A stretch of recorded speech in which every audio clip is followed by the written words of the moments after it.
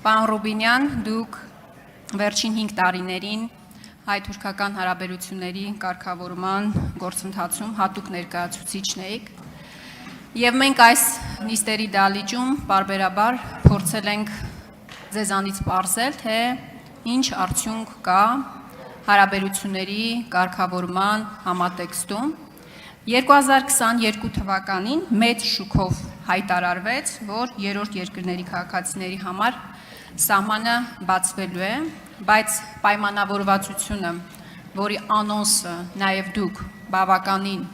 այսպես մեծ շուկով արեցիք, տեղի չունեցավ։ Հիմա կարող եք հաշվետվություն ներկայացնել վերջին 5 տարվա, ի վերջո ինչ ունենք այս մասով, արդյոք շարունակելու է այդ ֆորմատը գոյություն ունենալ,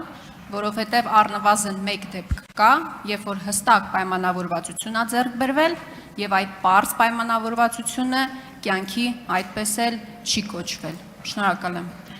Շնորհակալ եմ Տիկին Խամոյան։ Հարգելի պատգամավորներ, խնդրում եմ մի քիչ լռություն պաշտպանեք։ Շնորհակալ եմ Տիկին Խամոյան։ Հայաստան-Թուրքիա, նախ ես հայ-թուրքական հարաբերությունների կարգավորման գործընթացով չեմ զբաղվել, ես զբաղվել եմ Հայաստան-Թուրքիա կարգավորման գործընթացով, որովհետև դրանք մի փոքր տարբեր բաներ են։ Գործընթացը, այս գործընթացը, որը Հայաստանի պատմության մեջ 4-րդն էր, եթե չեմ սխալվում, սկիզբ է առել 2021 թվականի դեկտեմբերին։ Առաջին հանդիպումն էլ ունեցել ենք 2022 թվականի սկզբին, եւ կան մի շարք պայմանավորվածություններ, որոնք իրագործվել են, կամ պայմանավորվածություններ, որոնք սպասում են իրենց իրագործմանը։ Իրագործված պայմանավորվածություններն են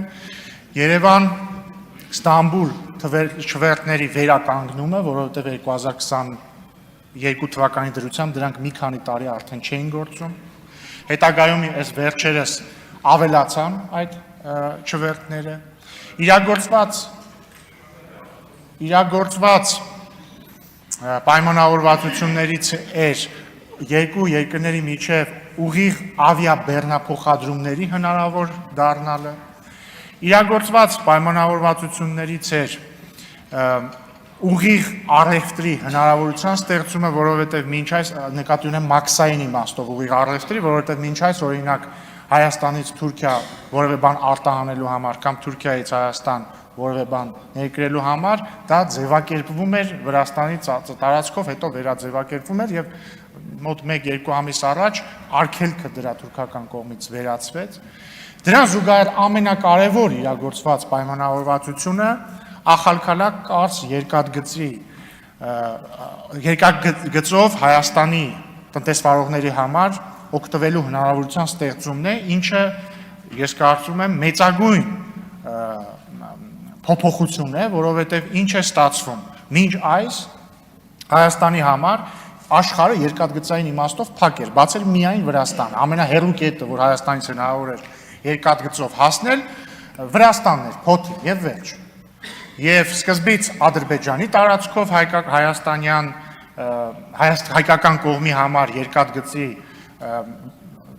տրանզիտի արգելքը վերացվեց եւ հիմա էլ փաստորեն Թուրքիայի տարածքով, ինչը հնարավորություն է ստեղծում մեր տնտեսվարողների համար հասանելիություն ստանալ թե Թուրքիայի շուկային, թե Թուրքիայի տարածքով Եվրամիության շուկային եւ նույնիսկ Սիրիայի շուկային, ինչը շատ կարեւոր զարգացում է։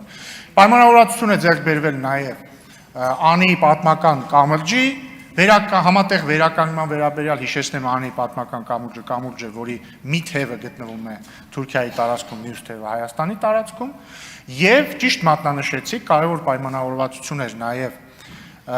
բայց ժամանակը ավարտվեց եւ արձագանքը կշարունակեմ։ Արձագանք ունեք Տիկին Խամոյան։ Պարոն Ռուբինյան, ամենակարևոր հարցը հայ-թուրքական սահմանի բացումն է եւ այդ հարցը լուծված չէ։ Դուք հիմա երկար-բարակ ինչ-որ բաներ եք շարադրում, թվարկում։ Ասում եմ 2022 թվականին մեծ շուկով անոնսեցիք, որ երրորդ երկրի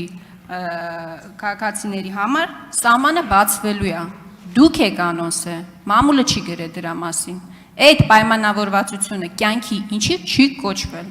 Եվ առհասարակ այդ Հանձնաժողովից վերջում մնաց քլչի շնորհավորանքը ձեզ,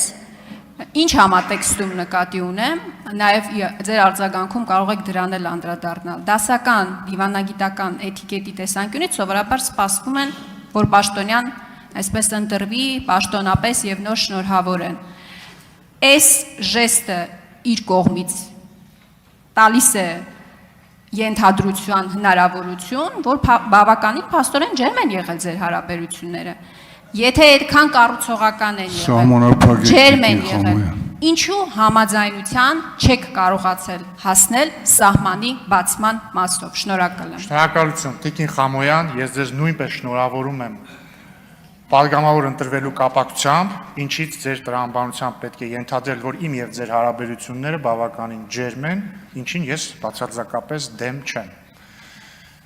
Ինչ վերաբերվում է Հայաստան-Թուրքիա կարգավորման գործընթացին, շարունակելով միտքս, քանի որ մինչև վերջ չկարողացա ասել։ Հաջորդ կարևոր պայմանավորվածությունը հետևյալն է, որ Հայաստանն ու Թուրքիան պայմանավորվել են եւ ստեղծել են աշխատանքային խումբ, որի նպատակն է